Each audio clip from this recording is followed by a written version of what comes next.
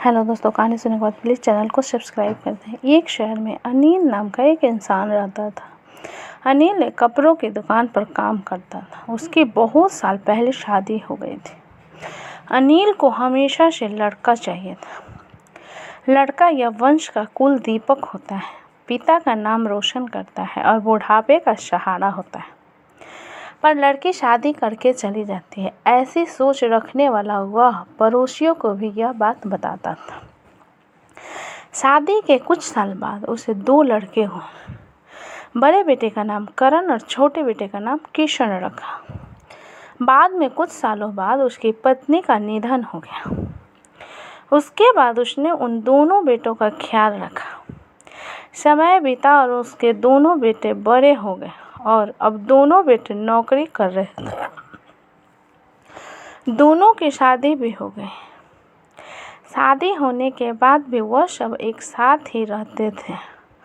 कुछ साल एक साथ खुशी में गए, लेकिन बाद में दोनों भाई एक दूसरे के साथ झगड़ा करने लगे। दोनों बहुओं में छोटी छोटी बातों पर मतभेद होने लगे।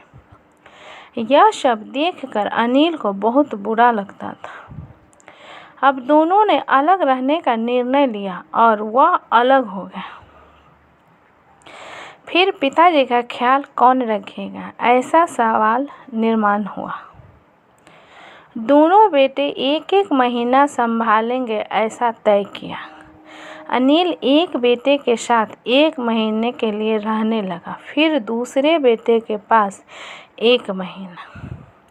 ऐसा उसका बंटवारा हुआ। पर जैसे जैसे वक्त बीतता गया, वैसे वैसे बहुओं और बेटों में अनिल को लेकर झगड़ा होने लगा। दोनों बेटों के घर में झगड़े का कारण अनिल रहने लगा।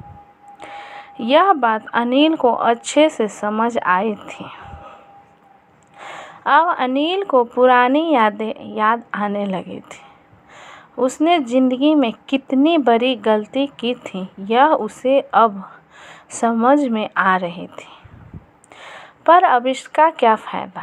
आखिर दोनों बेटों ने पिताजी को वृद्धाश्रम भेजने का निर्णय लिया।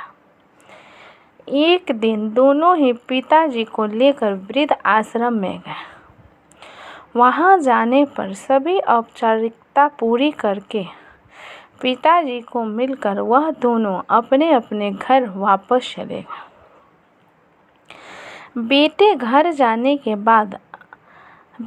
घर जाने के बाद अनिल बहुत रोने लगा। उसके बाद वृद्ध आश्रम में कई लोगों ने उसे समझाया, पर वह बहुत दुखी हो गया था। अनिल को वृद्ध आश्रम में आकर 8-10 दिन हो गए थे।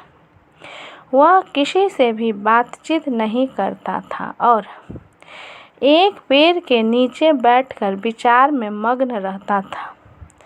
वहाँ के लोग उसे पूछते थे, पर उसने किसी को भी कुछ नहीं बताया।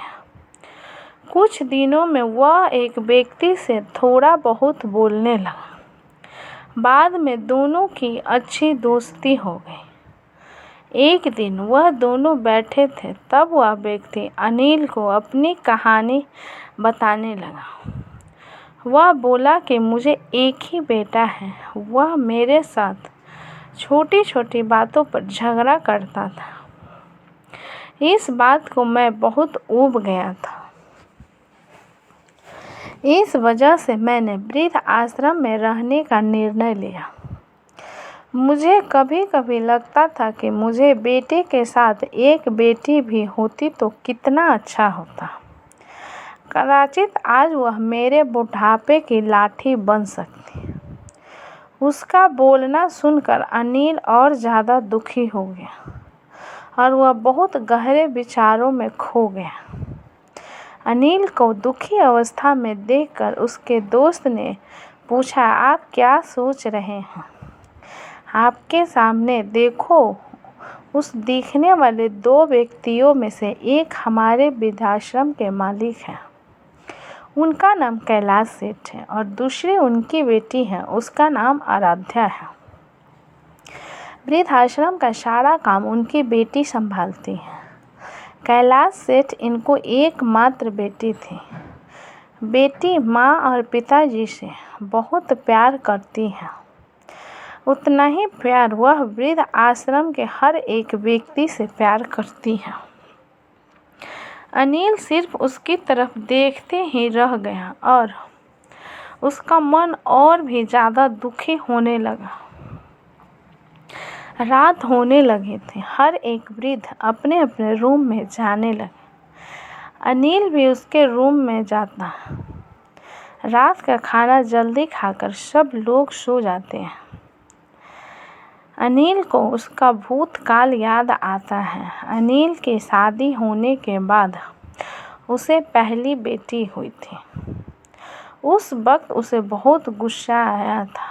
पत्नी के मना करने के बाद भी गुस्से में उसने बेटी को उठाया और दूर जाकर उसे वहां छोड़ आया।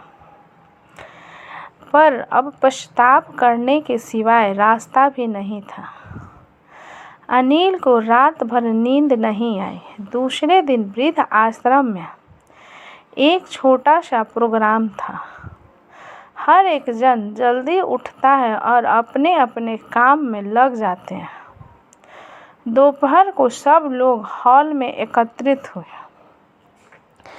कैलाश सेठ और आराध्या भी आए हैं। वहां पर प्रोग्राम चालू था। तब कैलाश सेठ का ध्यान 2-3 बार अनिल की तरफ गया।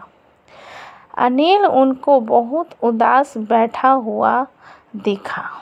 उनको लगता है कि शायद उसकी तबीयत अच्छी नहीं होगी। प्रोग्राम खत्म होने के बाद वह अनिल से बात करने के लिए उनके पास जाते हैं। वह अनिल को दुखी होने का कारण पूछते हैं। तभी अनिल बहुत रोने लगता है और थोड़ी देर बाद वह अपनी पूरी कहानी उनको बताता है कि मुझे भी पहली बेटी हुई थी, पर मुझे बेटी नहीं चाहिए थी, इसलिए मैं गुस्से में आकर उसे छोड़ कर आया। आज जब मैंने आपको आपकी बेटी के साथ देखा तो तभी मुझे समझ आया कि बेटी कितना प्यार करती है। मेरी बेटी भी मेरे साथ होती तो मुझे यहाँ वृद्ध आश्रम में रहना नहीं पड़ता। मेरे दोनों बेटों ने मुझे दुख के सिवा कुछ नहीं दिया। मैंने किए हुए पापों की सजा आज मैं भुगत रहा हूँ। अनिल की सब बातें सुनकर कैलाश सेठ को मन में बहुत दुख हो रहा था। दुखी होकर वह अनिल को बोलते हैं कि यह मेरी बेटी नहीं है, मुझे यह नदी किनारे मिली थी। मैं उसे घर ले आया और बहुत प्यार से बड़ा किया है और मैं और मेरी पत्नी उससे बहुत प्यार करते हैं और वह हम दोनों से भी उतना ही प्यार करती है। पूरी कहानी सुनने के बाद अनिल बोलता है कि मैंने मेरी बेटी को भी नदी के किनारे मंदिर के पास छोड़ा था। यह सुनकर कैलाश सेठ को थोड़ा गुस्सा आया और वह वहां से निकलने ही वाले थे। तभी उसी वक्त वह अनिल को पूछते हैं, आपकी बेटी का बर्थ मार्क वगैरह आप बता सकते हो क्या? अनिल ने तुरंत जवाब दिया, हाँ बता सकता हूँ। उसके बाएं हाथ पर और पैर पर एक एक उंगली ज़्यादा थी। यह जवाब सुनकर कैलाश सेठ को विश्वास होता है कि आराध्या उसी की ही बेटी है। यह सब सुनकर कैलाश सेठ वहाँ से चला जाता है। वह चले जाने पर आराध्या वहाँ पहुँचती है और वह अनिल को बोलती है कि मैंने आप दोनों की पूरी बात सुन ली है। आपने मेरे बारे में जो भी कहा वह सुनकर मेरा मन बहुत दुखा है। एक पिता खुद की बेटी के बारे में ऐसा निर्णय ले सकते हैं, यह सुनकर मुझे बहुत बुरा लगा। आपने जो भी किया वह बहुत गलत था। आपने मुझे बेटी बोलने का अधिकार खो दिया है। मैं आपकी बेटी होकर भी आप मुझे रास्ते पर छोड़कर चले गए थे और मैं उनकी बेटी ना होते हुए भी उन्होंने मुझ पर जान निछावर कर दिया। इसलिए वही मेरे सच्चे पिता हैं। आप इस वृद्ध आश्रम में रह सकते हैं, पर आज आपने उनके सामने जो बोला है वह फिर कभी भी उनके सामने मत बोलिएगा, क्योंकि आज तक मैंने उनको इतना दुखी कभी भी नहीं देखा। इतना बोलकर आराध्या वहाँ से चली गई। अनिल सिर्फ आंखों में आंसू लाकर उसकी तरफ देखता रह गया और अपने नसीब को दोष देता रहा।